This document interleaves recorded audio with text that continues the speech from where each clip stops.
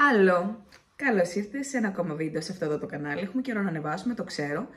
Είναι ένα επεισόδιο Glitter and Gore. Νομίζω είμαστε στο επεισόδιο 8, αν θυμάμαι καλά. Η αλήθεια είναι πως έτρεχα πάρα πολύ αυτές τις μέρες για την δουλειά. Οπότε τώρα που βρήκα λίγο ευκαιρία, είχα κάνει ήδη την έρευνά μου τόσες μέρες, γιατί είναι πάρα πολλά τα πράγματα που έχουμε βρει για το συγκεκριμένο επεισόδιο που θα μιλήσουμε για το νησί του Epstein. Γενικότερα, από όσο έχω δει, δεν υπάρχουν και πάρα πολλά βίντεο για το συγκεκριμένο θέμα. Δηλαδή και εγώ έψαξα πάρα πολλά σε άρθρα, σε δημοσιεύματα και το καθεξής, για να βρω τις πληροφορίες που βρήκα. Οπότε αν ξέρεις κάτι παραπάνω, είσαι ευπρόσδεκτος να πεις τη γνώμη σου στα σχόλια, εννοείται πάντα με ευγενικό τρόπο.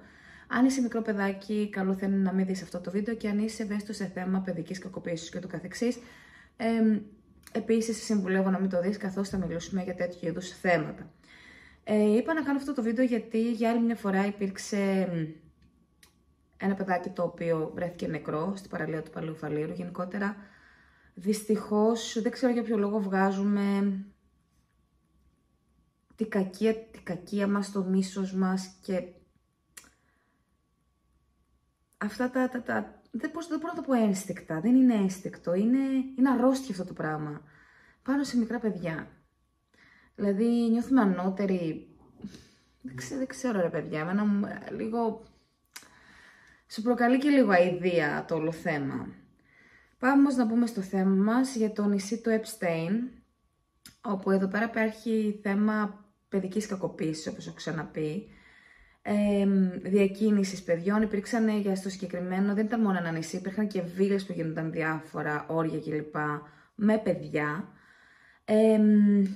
Βγήκανε μαρτυρίες μετά από πάρα πολλά χρόνια, κοπέλες, ενήλικες πλέον γυναίκες, που όταν ήταν παιδιά βίωσαν τέτοιες καταστάσεις στα συγκεκριμένα μέρη.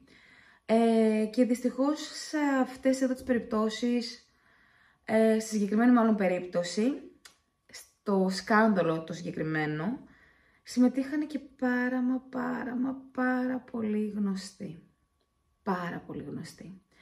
Ονόματα τα οποία εγώ όταν τα διάβασα έπεσα από τα ουράνια, δεν το πίστευα, αλλά τελικά ναι, από πολύ διάσημους του Hollywood, από πολιτικούς μεγάλους, μέχρι και πρίγκιπες, να καταλάβετε. Πάμε λοιπόν να εμβαθύνουμε στην ιστορία μας. Ποιος ήταν όμως τώρα ο Jeffrey Epstein? Και γι' αυτό άλλωστε το νησί ονομάστηκε έτσι, γιατί του άνοικε. Ήταν λέει, το νησί του Epstein. Ο συγκεκριμένος λοιπόν που λέτε δεν ήταν κάποιος διάσημος, ήταν μια βδέλα δίπλα σε διάσημος, είναι αλήθεια αυτό, από ό,τι έχω καταλάβει. Είχε πολλά χρήματα γιατί ήταν χρηματιστής και είχε πάρα πολλές διασυνδέσεις ο συγκεκριμένος άνθρωπος. Ο Epstein λοιπόν γεννήθηκε 20 Ιανουαρίου του 1953, ήταν από εβραϊκή οικογένεια και μεγάλωσε στο Μπρούκλιν της Νέας Υόρκης. Να σας πω ότι δεν τελείωσε ποτέ πανεπιστήμιο, αλλά παρόλα αυτά κατάφερε να διδάξει φυσική και μαθηματικά σε ένα μεγάλο ελίτ σχολείο της Νέας Υόρκης. Συγκεκριμένα στο Dalton School. Και αυτό του έδωσε φυσικά πρόσβαση σε όλες αυτές τις διασυνδέσεις και στην ελίτ κοινωνία που είχε και αργότερα. Η μεγαλύτερη του γνωριμία ήταν θα το πω λάθος τώρα αυτό, παιδιά, είναι σίγουρο. Les Wexner, που ήταν η ιδιοκτήτης της Victoria's Secret. Ναι, καλά άκουσες. Καλά, ναι, όντως άκουσες αυτό που είπα, Victoria's Secret. Τώρα, όπως σας είπα, ήταν χρηματιστής. Δημιούργησε μια δικιά του εταιρεία, μια δικιά του χρηματοοικονομική εταιρεία. Και τι έκανε τώρα ο τύπος? Δεν έπαιρνε όποιον και όποιον για πελάτη, έπαιρνε μόνο αυτούς που ήταν εξαιρετικά πλούσιοι. Και φυσικά μέσα σε αυτούς τους πλούσιους ήταν και βασιλικές οικογένειες. Βέβαια, ακόμα δεν ξέρουμε πώς ακριβώς απέκτησε την περιουσία που απέκτησε, δεν αποκαλύφθηκε ποτέ, καθώς πέρα από την νόμιμη εταιρεία χρηματιστής, έκανε και trafficking. υπήρχαν δηλαδή και τα παράνομα που αυτά λογικά απέφεραν και τα μεγαλύτερα κέρδη. Γενικότερα ήταν ένας άνθρωπος που ήταν πολύ γοητευτικός, πολύ έξυπνος, αλλά και πολύ χειριστικός. Τα ψυχολογικά χαρακτηριστικά του ήταν νάρκισσος, είχε θέμα με την εξουσία και ήταν αρκετά ψυχρός απέναντι στους ανθρώπους. Γενικότερα του άρεσε να ελέγχει τα πάντα. Όπως λένε, του άρεσε να ελέγχει ποιος ζει, ποιος πεθαίνει και ποιος σιωπά. Στις βίλες όμως που είχε, γιατί ο συγκεκριμένος άνθρωπος πέρα από τον νησί, όπως σας είπα, είχε και βίλες, κατέγραφε τα πάντα. Είχε κρυφές κάμερες παντού. Και όταν λέω παντού, εννοώ παντού. Είχε καθρέφτες με κάμερες και είχε και κορίτσια τα οποία τα χρησιμοποιούσε σαν δόλωμα. Που είχε δηλαδή ένα σύστημα εξαναγκασμού που βασίζονταν στην ενοχή και στον εκβιασμό. Ο Epstein δεν ήταν απλά ένας κοινός εγκληματίας, παιδιά. Όπως σας είπα, είχε πολύ μεγάλες διασυνδέσεις και γενικότερα ήταν ένας κόμβος ενός διεθνούς δικτύου εξουσίας.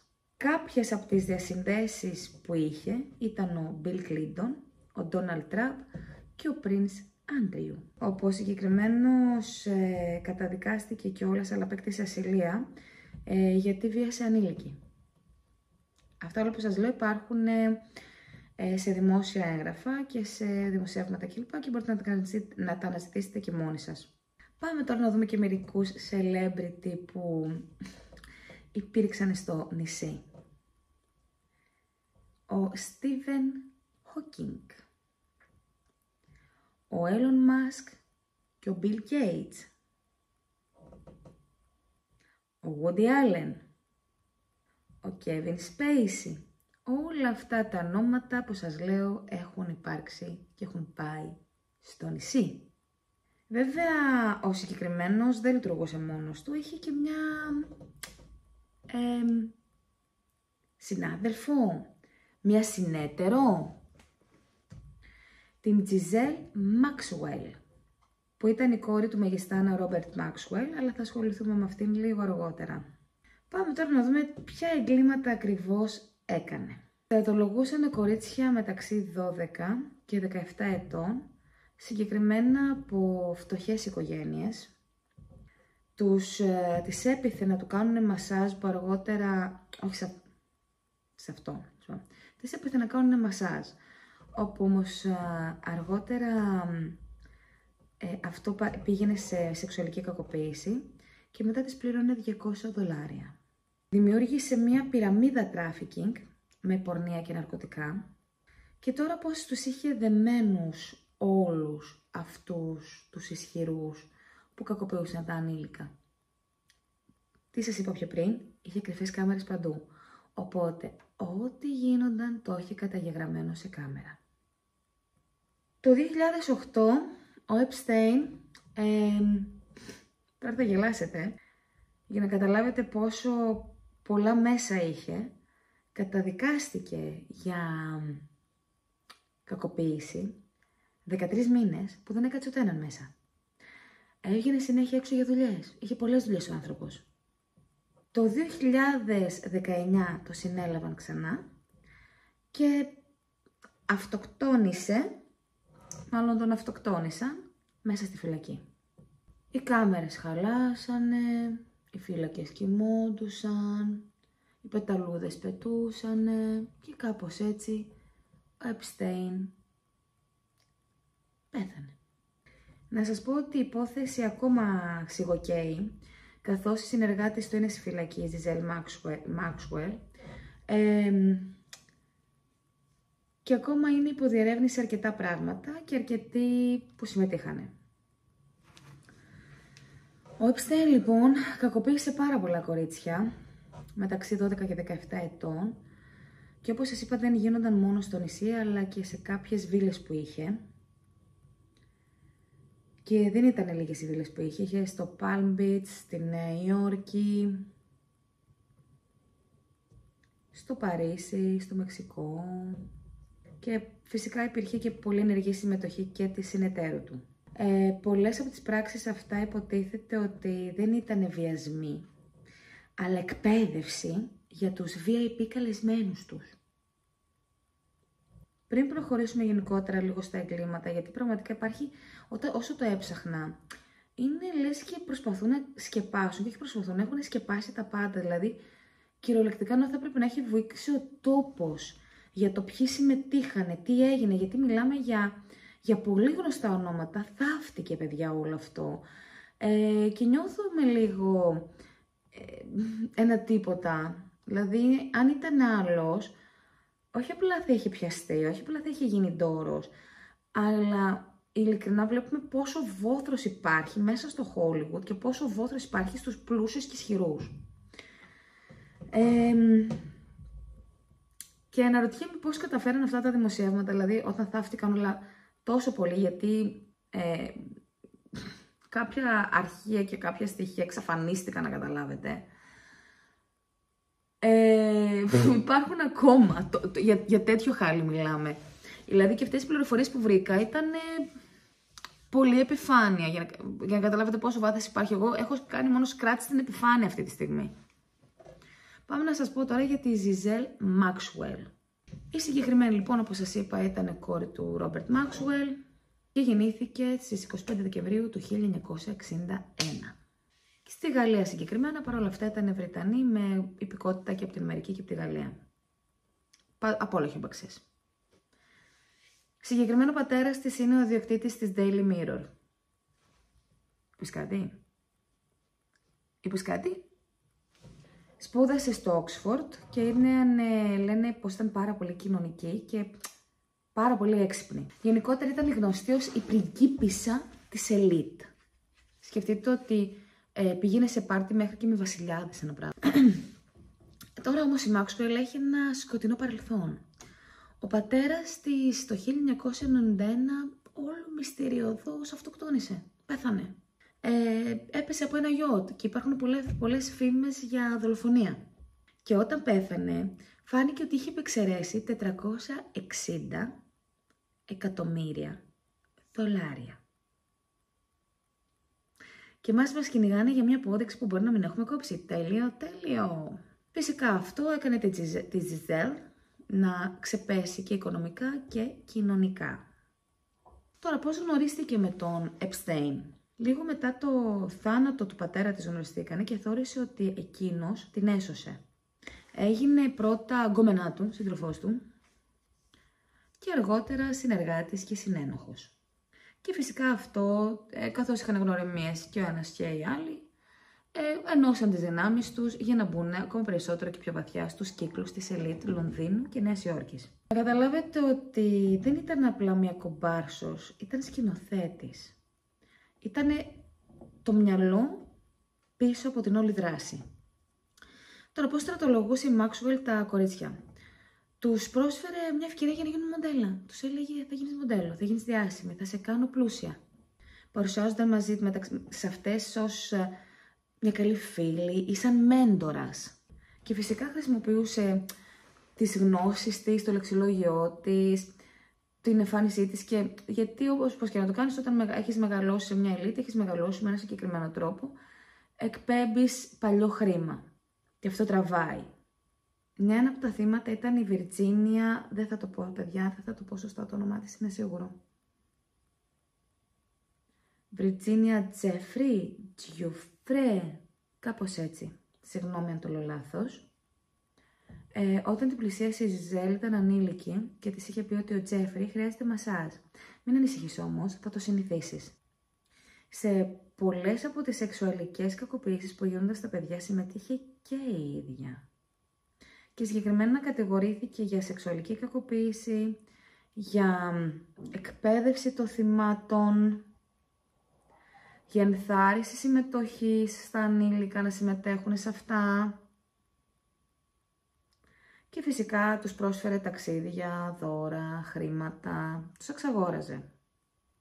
Ήταν υπεύθυνη για το προσωπικό στις βίλες, εκείνη τα επέβλεπε όλα. Και φυσικά φρόντιζε τα κορίτσια να έχουν το κατάλληλο look. Δηλαδή να μοιάζουν και πιο μεγάλες για την ηλικία τους, πιο sexy, πιο... πώς να κάνεις τώρα ένα παιδί πιο sexy, αλλά anyway. Το σκέφτομαι και τρελαίνομαι αυτή τη στιγμή. Χρησιμοποιούσε τις δικές της επαφές για να φέρνει όλους αυτούς τους ισχυρούς στο νησί και στις βίλες. Όταν πέθανε ο Epstein το 2019, η συγκεκριμένη κρύφτηκε. Χρησιμοποιούσε ψεύτικα ονόματα, ψεύτικες ταυτότητες, ψεύτικες διευθύνσεις, αλλά τη συνέλαβαν τον Ιούλιο του 2020. Όταν τη συνέλαβαν, είχε φρουρούς και πάρα πολλά διαβατήρια από άλλες χώρες.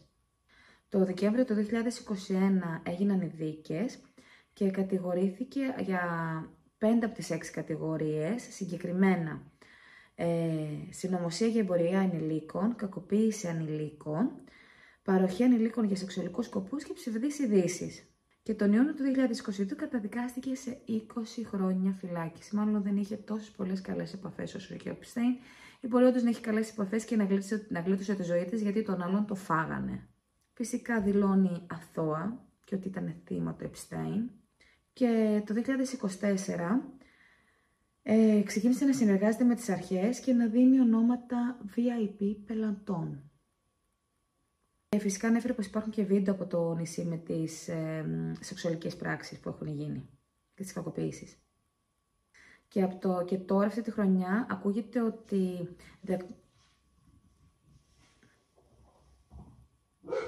Έγινε. Και τώρα αυτή τη χρονιά, ακούγεται ότι διαπραγματεύεται με το FBI για να δώσει όλες τις λίστες με τα ονόματα. Καλά θα πάει αυτό. Δεν ξέρω πόσο ισχυρές είναι οι διασυνδέσεις της. Και να σας πω ότι θεωρείται είναι η πιο επικίνδυνη γυναίκα, έτσι θεωρήθηκε, του 21ου αιώνα. Κάποιες από τις κοπέλες γύρισαν και είπαν πως εκείνη δεν ήταν απλά θεατής, αλλά ήταν ο σκηνοθέτης. Χωρίς αυτήν, λένε, ο Epstein δεν θα είχε κορίτσια για να κάνει ό,τι έκανε. Να σας πω ότι βρέθηκαν πάρα πολλές φωτογραφίες και γενικότερα φωτογραφικό υλικό και βίντεο από το τι γίνονταν μέσα στις βίλες. Και θα σας διαβάσω τώρα και μερικές μαρτυρίες από κάποια από τα θύματα. Θα σας τα διαβάσω γιατί είναι κάποια πράγματα που έχουν πει. Συγκεκριμένα η Virginia Giuffre, η πιο γνωστή καταγγέλουσα, είπε ότι με πάσαραν, λέει, σαν ένα πιάτο με φρούτα. Έβγαζαν τα κορίτσια στη σειρά και έλεγαν να διαλέξουν κορίτσια, παιδιά, για να τα κακοποιήσουν. Και για τον πρίγκιπα Άντριου συγκεκριμένη γύρισε και είπε ότι ο Μάξουελ της είπε, η Μάξουελ της είπε πως να κάνω, λέει, ότι στον Άντριο ότι έκανα, λέει, και στον Τζέφρι. Είναι τραγικό. Η Τζοάννα Στζόπερκ, ελπίζω να το λέω σωστά, κατέθεσε πως προσλήφθηκε δίθεν ως βοηθός, αλλά υποχρεώθηκε να κάνει μασάζ και τιμωρήθηκε όταν δεν ικανοποίησε τον Epstein. Και η Μαρία Φάρμερ, που είναι η ίδια και αδελφή της, η Άννη Φάρμερ, που κακοποιήθηκαν και αυτές, κατέθεσε ότι κακοποιήθηκε τόσο από τον Epstein όσο και από τη Maxwell και ότι τη Maxwell την απείλησε πολλές φορές για να την σιωπήσει. Να σας πω επίσης ότι πολλά παιδιά εξαφανίζονταν, δηλαδή τα σκότωναν, όταν πλέον δεν ήταν χρήσιμα ή όταν πιθανόν φοβόντουσαν ότι θα τα πούν στις οικογένειές τους ή το οτιδήποτε, τα παιδιά αυτά εξαφανίζονταν. Γενικότερα το trafficking ήταν ακριβώς όπως το βλέπεις στις ταινίες, αυτό, καθ' αυτό. Είναι για να απίστευτο το ότι εκμεταλλεύονταν ενήλικα, τα οποία ήταν από φτωχές οικογένειες, για να τα κακοποιούν και μετά τα απειλούσαν και τα σκοτώνανε. Γενικότερα, ο κύριος κλάδος τους ήταν η σωματεμπορία ανηλίκων σε πολύ ισχυρούς άντρες. Τώρα, και αυτό θα σας το διαβάσω, για να μην κάνω κάποιο λάθος. Πόσο ο Epstein, θα μου πει, το 2008 καταδικάστηκε μόνο για 13 μήνες φυλάκιση και ήταν έξω. Έκανε λοιπόν μια συμφωνία με τον εισαγγελέα Αλεξάνδρ Ακώστα, όπου ο Epstein απέφυγε τις ομοσπονδιακές διώξεις και καταδικάστηκε μόνο για προσέγγιση ανηλίκου. Ναι. Και φυσικά δεν έγινε και καμία δίωξη στη Maxwell τότε ή σε κάποιον συνεργάτη του. Πάμε τώρα να σας πω για τα θύματα. Λοιπόν, η Virginia τώρα στρατολογήθηκε το 2000 από τη Maxwell. Ήταν σε ηλικία 16 ετών και τότε το κορίτσι αυτό δούλευε σε ένα σπα, σαν βοηθός, να καταλάβετε. Και την έκλεισε, υποτίθεται, σαν manager μοντέλο για τον Epstein. Τις κατοικίες του Epstein στο Palm Beach, στο Manhattan, στο Νέο Μεξικό και στο νησί του Little St. James. Στο δικαστικό, λέει, έγγραφο, ανέφερα ότι σας είπα ότι δηλαδή τα κορίτσια τα είχαν σαν πιάτο με φρούτα, αυτό συγκεκριμένα ήταν η έκφρασή της. Το πάστευε σαν πιάτο με φρούτα και τους έλεγε, διαλέξτε. Και γενικότερα έκανε πολλές τηλεοπτικές συνεντεύξεις, όπως στο BBC, στο Panorama, στο Dateline, NBC, στο 60 Minutes Australia και ούτω καθεξής. Η συγκεκριμένη αυτοκτόνησε 25 Απριλίου του 2025 σε ηλικία 41 ετών. Και η οικογένειά της την αποκάλεσε παθιασμένη μαχήτρια που έδωσε φωνή στους σιωπισμένους. Και ήταν αυτή η καθοριστική κατάθεση για τη δίκη της Maxwell που την καταδίκασε, στην ουσία ήταν η κατάθεση που καταδίκασε τη Maxwell. Η επόμενη είναι η Joanna Sjoberg. Αν το λέω λάθος, με συγχωρείτε. Ήταν πρώην φοιτήτρια και προσεγγίστηκε και η ίδια από τη Maxwell στο πανεπιστήμιο και την προσέλαβε σαν προσωπική βοηθό της. Βέβαια ήταν η δουλειά της, όχι προσωπική βοηθός, αλλά εκτελούσε καθήκοντα, σεξεργάτρια ήτανε, ξεκινώντας από τον Epstein, εννοείται. Ανέφερε, λέει, ότι την επέπληξε όταν δεν τελείωσε την εργασία της και ότι η Maxwell συνέλαβε τον Epstein να εκπληρώσει την εκκρεμότητα, δηλαδή η Maxwell τελείωσε τη δουλειά για εκείνη.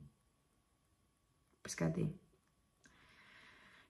Η μαρτυρία της, λέει, βρίσκεται, λέει, από το 2016 σε court filings, δηλαδή σε αρχείο, και ήταν κομβική για να επιβεβαιώσει τη στρατολόγηση μέσω ψεύτικων προσλήψεων.